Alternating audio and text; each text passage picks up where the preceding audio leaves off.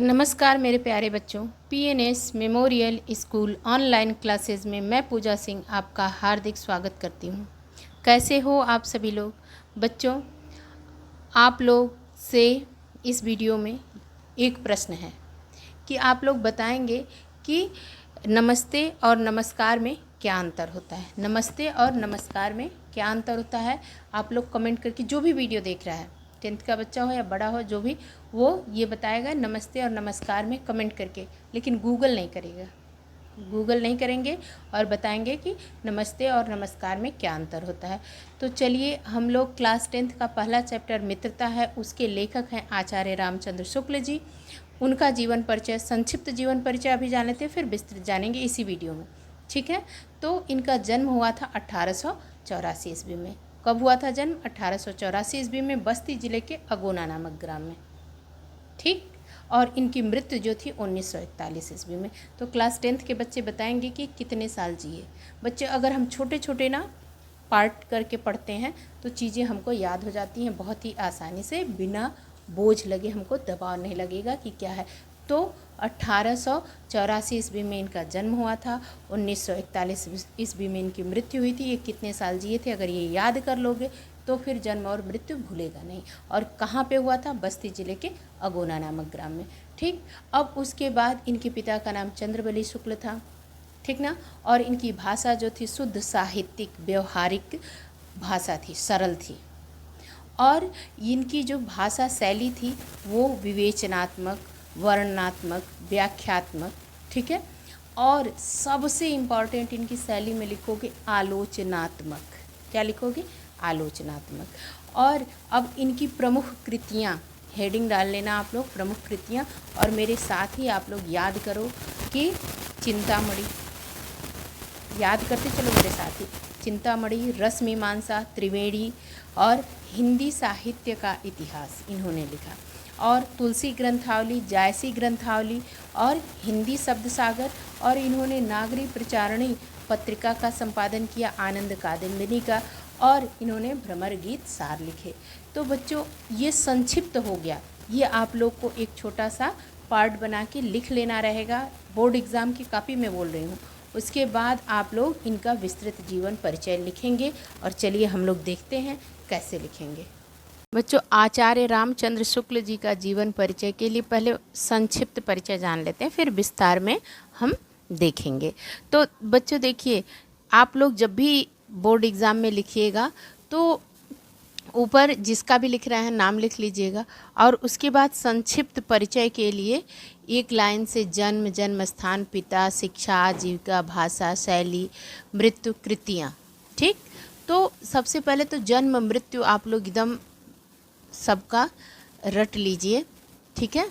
और उसके बाद आप लोग को कुछ कुछ चीज़ें जो जो याद आती रहेंगी वो लिखिएगा, लेकिन तरीका यही बनाना है आपको। इसको एक फ्लो चार्ट देखने के बाद ही एग्जामिनर आपका जो ये विस्तृत है वो नहीं भी देख के, इतने से ही आपका फ्लो चार्ट देख लिया कि आपने ये सुंदर से बनाया अच्छी हैंडराइटिंग में और लिख दिया कि जीवन परिचय जिसका भी लिख रहे हैं, मान लीजिए आचार्य रामचंद्र शुक्ल जी का लिख रहे हैं तो ये लिख दिए, ठीक। तो उसके बाद ही एग्जामिनर समझ जाएगा कि हाँ बच्चा अच्छे से पढ़ा है, याद किया है, ठीक। तो चलिए अब देखते हैं। इनका जन्म हुआ था 1884 ईस्वी में। जन्म कब हुआ था? रामचंद्र शुक्ल जी का 1884 में। और जन्म स्थान बस्ती जिले के अगोना गांव से हैं ये, ठीक। पिता चंद्रबली शुक्ल। शिक्षा इनकी ये इंटरमीडिएट किए हुए थे, ठीक है। आजीविका, पहले इंटरमीडिएट को FA बोलते थे, ठीक। अब उसके बाद हम लोग आजीविका वही अध्यापन और लेखन। और भाषा शुद्ध साहित्यिक, सरल एवं व्यवहारिक भाषा इनकी थी। शैली वर्णनात्मक, विवेचनात्मक, व्याख्यात्मक, आलोचनात्मक, भावात्मक तथा व्यंग्यात्मक। आप शैली आलोचनात्मक लिख दोगे ना तो पर्याप्त है। मृत्यु इनकी 1941, यानी जन्म 1884 ईस्वी और मृत्यु 1941 ईस्वी। आप लोग कमेंट में आंसर कीजिएगा कि कितने साल ये जीवित रहे, इस धरती पर कितने साल इन्होंने अपना समय व्यतीत किया।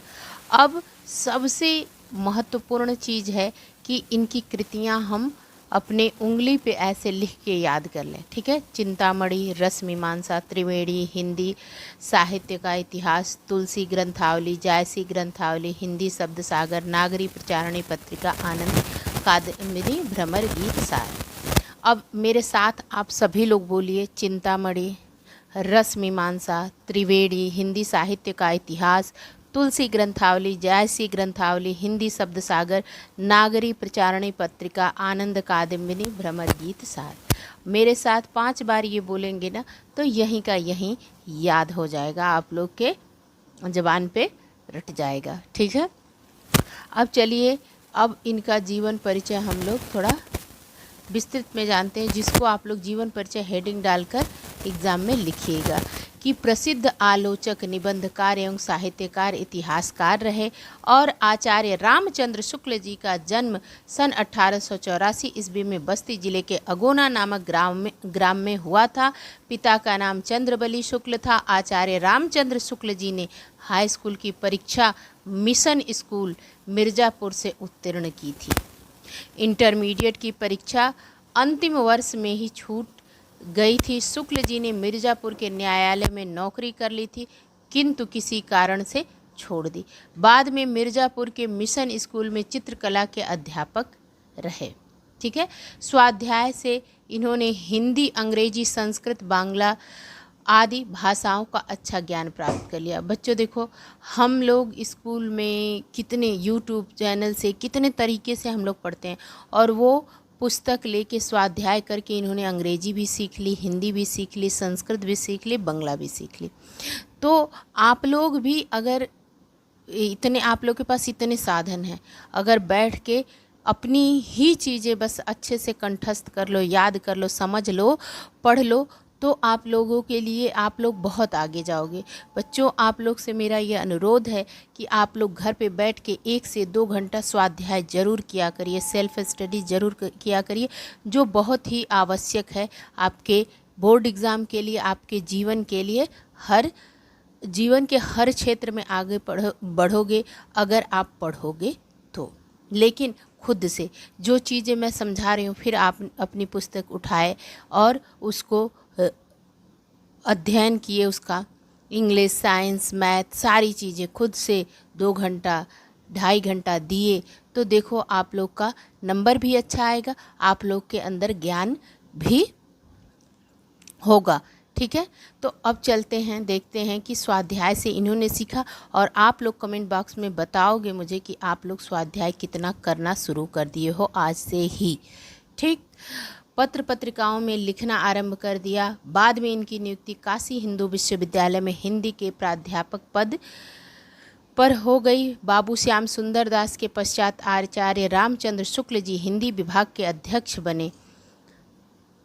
इसी पद पर कार्य करते हुए सन 1941 में हिंदी साहित्य का यह आलोचक पंचतत्व में लीन हो गया। 1941। अब इनकी रचनाएं याद कर लेते हैं हम लोग। शुक्ल जी एक प्रसिद्ध निबंधकार थे, निष्पक्ष आलोचक थे, श्रेष्ठ इतिहासकार थे और सफल संपादक रहे। इनकी रचनाएं देखिए, निबंध में इनके निबंधों का संग्रह चिंतामणि 2 भाग तथा विचार विधि नाम से प्रकाशित हुआ। और आलोचना, शुक्ल जी आलोचना के सम्राट हैं। आलोचना के सम्राट किसे कहा जाता है?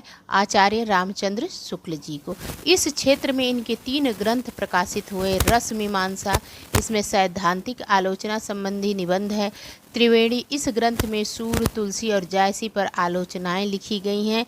और सूरदास, इतिहास, युगीन प्रवृत्तियों के आधार पर लिखा गया इनका हिंदी साहित्य का इतिहास हिंदी के लिखे गए सर्वश्रेष्ठ इतिहासों में से एक है।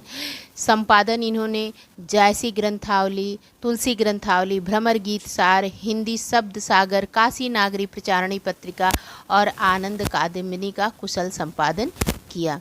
इसके अतिरिक्त शुक्ल जी ने कहानी, 11 वर्ष का समय, काव्य रचना, अभिमन्यु वध की रचना की। ठीक, अब कुछ अन्य भाषाओं से हिंदी में अनुवाद भी किए। इनमें मेघस्थनीज का भारतवर्षीय विवरण, आदर्श जीवन, कल्याण का आनंद, विश्व प्रबंध, बुद्ध चरित्र, काव्य आदि प्रमुख है। साहित्य में स्थान, आचार्य रामचंद्र शुक्ल जी का साहित्य में स्थान। देखो बच्चों, बार बार आप लोग को ये प्रश्न आएगा कि आचार्य रामचंद्र शुक्ल जी के साहित्यिक योगदान, तो ये आप लोग यही लिखोगे साहित्यिक योगदान, तो आप लोग को नंबर पूरा मिल जाएगा। हिंदी निबंध को नया आयाम देकर उसे ठोस धरातल पर प्रतिष्ठित करने वाले शुक्ल जी हिंदी साहित्य के मूर्धन्य आलोचक, श्रेष्ठ निबंधकार, निष्पक्ष इतिहासकार, महान शैलीकार, श्रेष्ठ निबंधकार, निष्पक्ष इतिहासकार, महान शैलीकार एवं प्रवर्तक साहित्यकार थे। ये हृदय से कवि, मस्तिष्क से आलोचक और जीवन से अध्यापक थे। हिंदी साहित्य में इनका मूर्धन्य स्थान है। इनकी विलक्षण प्रतिभा के कारण ही इनके समकालीन हिंदी गद्य के काल को शुक्ल युग के नाम से इनके जो समकालीन हिंदी गद्य का काल था उसको शुक्ल युग के नाम से संबोधित किया गया। ठीक है बच्चों, तो अब आप लोग एकदम याद करके फिर अच्छे से वीडियो देख के जो चीज़ आप लोग को नहीं समझ में आती है प्लीज़ आप लोग कमेंट बॉक्स में कमेंट किया करिए कि ये चीज़ पढ़ा दीजिए मैम, तो मैं उसको आप लोग जैसे बोलोगे वैसे करूँगी। और जो भी चैनल पे नया है प्लीज़ चैनल को सब्सक्राइब कर लीजिए। आप लोग हिंदी से रिलेटेड जो भी वीडियो बोलेंगे वो वीडियो आपको मिलेगा। ठीक है, और देखने के बाद लाइक ज़रूर किया करिए। ठीक है, मिलते हैं नेक्स्ट वीडियो में। धन्यवाद।